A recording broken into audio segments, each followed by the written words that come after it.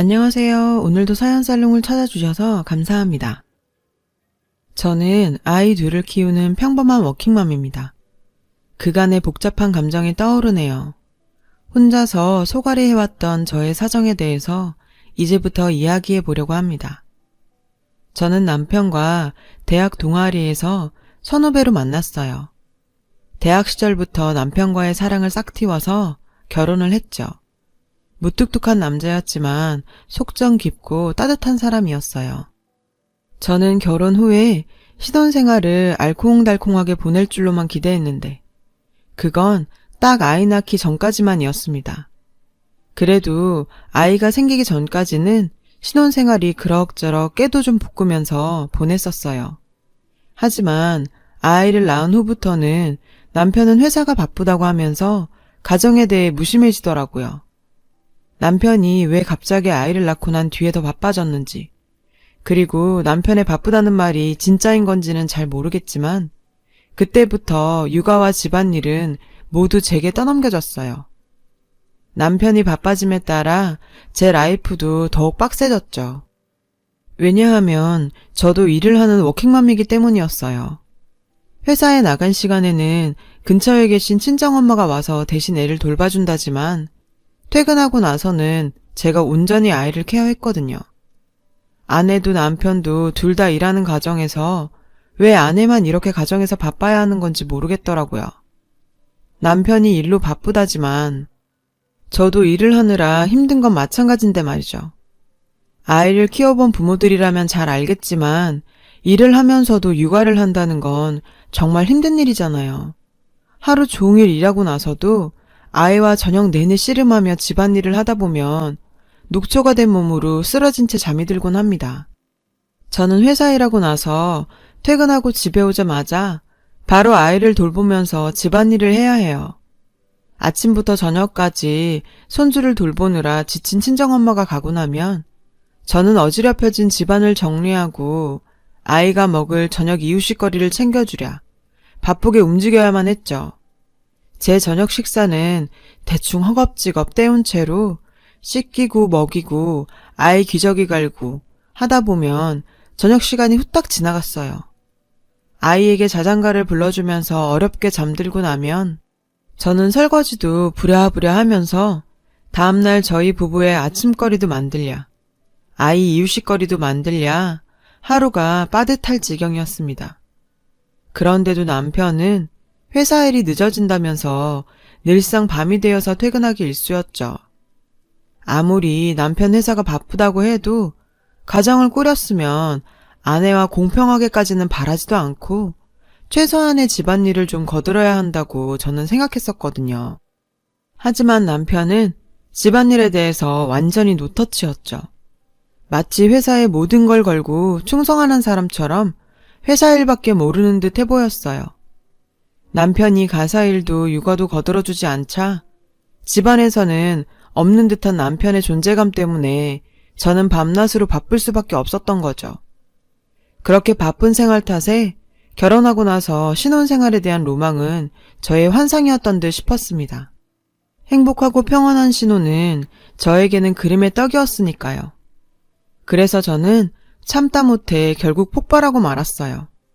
남편에게 제 속내를 하소연하며 터뜨리기 시작했죠. 여보, 내가 그동안 참았었는데 이젠 안 되겠어. 당신은 내가 아이 낳은 뒤부터 맨날 늦게 퇴근하고 얼굴 보기도 힘들어. 왜 그래? 진짜 해도 너무한 거 아니야? 너무하다니 그게 무슨 소리야. 내가 회사 일이 바쁘다고 했잖아. 아무리 회사가 바쁘다고 해도 그렇지. 당신만 이래? 나도 일하고 아이 보느라고 힘들어. 내 생각은 안 해? 나도 일하는 엄연한 워킹맘이라고. 그리고 당신도 아이 아빠잖아. 왜 나만 애 보고 집안일도 다 내가 맡아야 하는 건데. 당신도 워킹맘인 건 나도 잘 알지. 당신 힘든 거 알겠지만 회사 사정이 바쁜 거 좀 이해해줘라. 남편한테 따지려고 굳은 마음을 먹고 하소연을 했건만 막상 남편한테 툭 털어놓고 나니까 제 마음이 약해졌어요. 그래도 남편은 회사 일이 바쁘다고 했기에 나름 일에 치였을 거라고 생각하니까 남편에게 마냥 다그칠 수만은 없었어요. 남편의 입장에 대해 제가 한 발짝 물러서서 이해하기로 했습니다. 남편을 이해한 만큼 저는 힘든 나날을 버티면서 하루하루 지내야만 했죠. 낮에 아이를 돌봐주는 친정엄마에게도 미안하다 보니까 제가 도움을 더 청하기에는 한계가 있었거든요. 시댁은 멀리 계셔서 아이를 봐주러 자주 올 상황이 되질 못했습니다. 어느 날은 제가 한 발 물러나서 남편을 이해하는 게 맞나 싶었지만 그럼에도 예쁜 아이를 보니 또 힘이 나더라고요. 그렇게 워킹맘으로 힘겹게 살아오던 어느 날 저에게 청천벽력 같은 일이 터지고 말았어요. 제가 갑자기 집안에서 쓰러지고 말았습니다. 어쩌다가 쓰러지게 된 건지 영문을 모른 채로 병원에서 눈을 뜨게 된 저는 갑작스럽게 눈앞에 보여진 하얀 병실 풍경에 어안이 벙벙했죠. 병원에서는 제가 위암 3기 판정을 받게 되었습니다. 뜻밖의 진단에 제게 놓여진 이 현실이 받아들여지지 않았어요. 아직 어린 자식도 있는데 저에게 이런 병이 생겼다는 사실이 믿어지질 않았죠.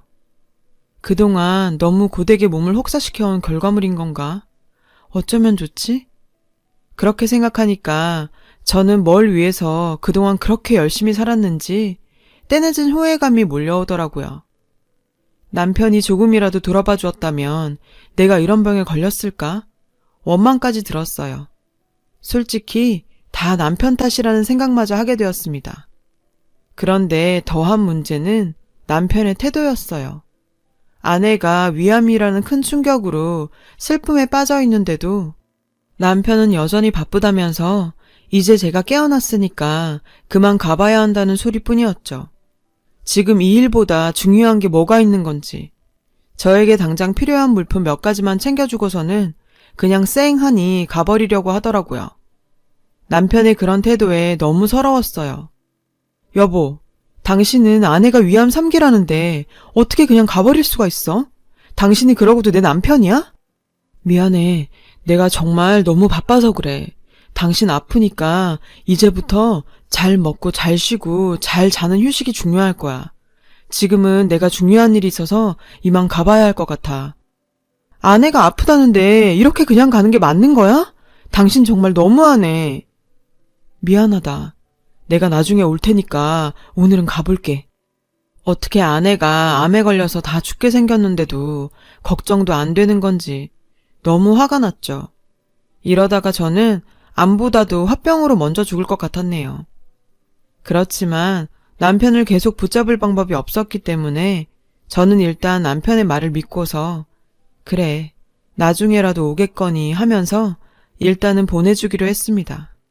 그런데 남편은 제가 병원에 입원해 있는데도 불구하고 그 후로도 어김없이 바쁘다면서 오질 않았어요.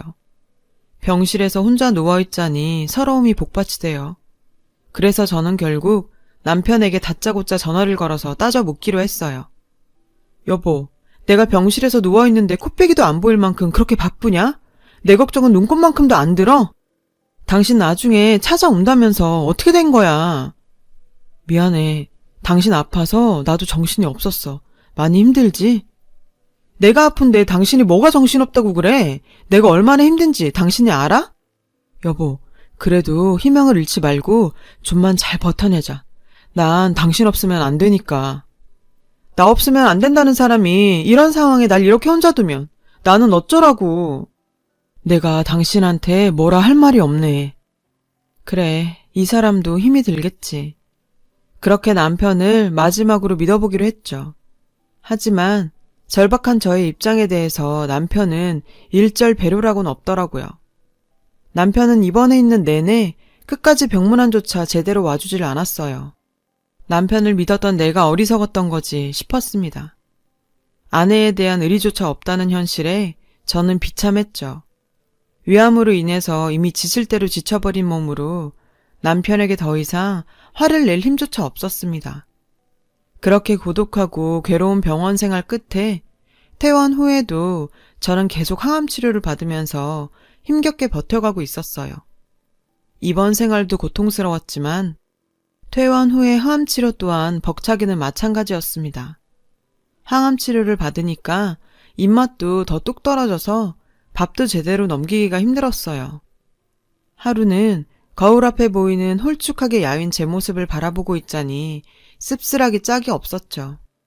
제 자신을 스스로 보고 있기도 가슴 아픈 그런 힘든 상황인 만큼 저는 남편의 도움이 절실히 필요했어요. 저희 집에서 아기와 저를 둘 다 케어하는 친정엄마를 보는 것도 힘들었고요.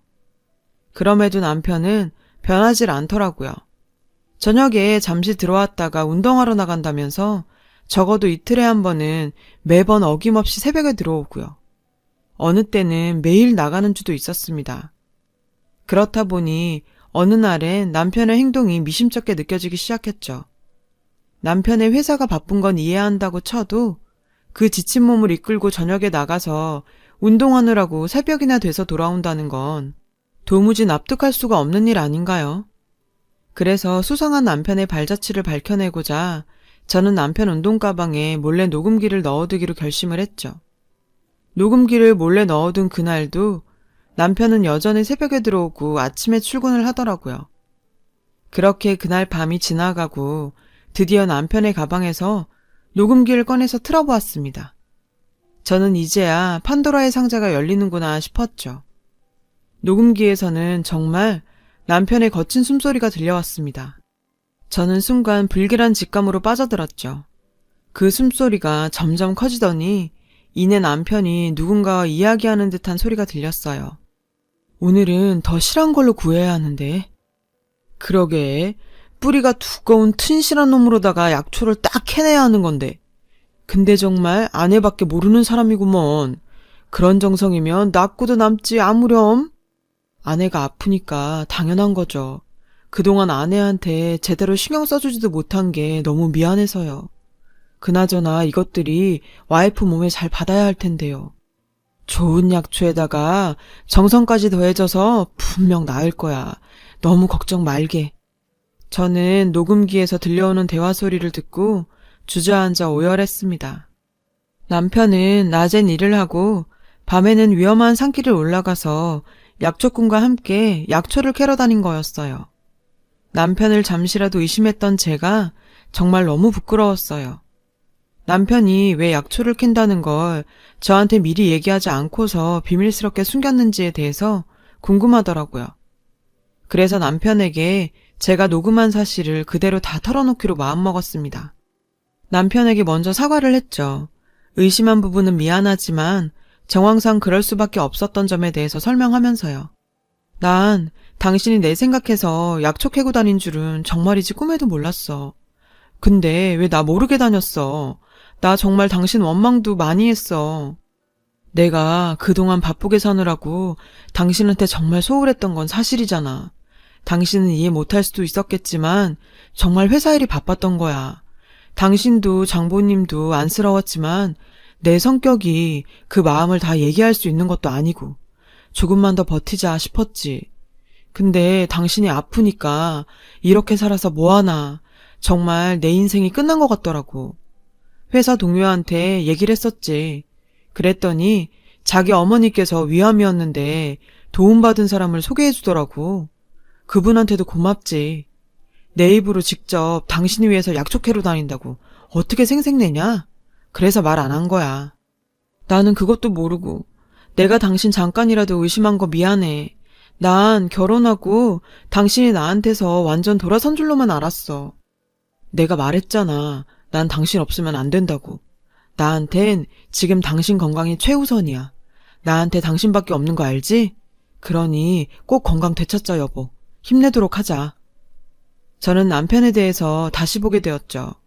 남편이 저에게 건네준 희망으로 저는 삶의 의지를 다시 붙잡을 수 있었습니다.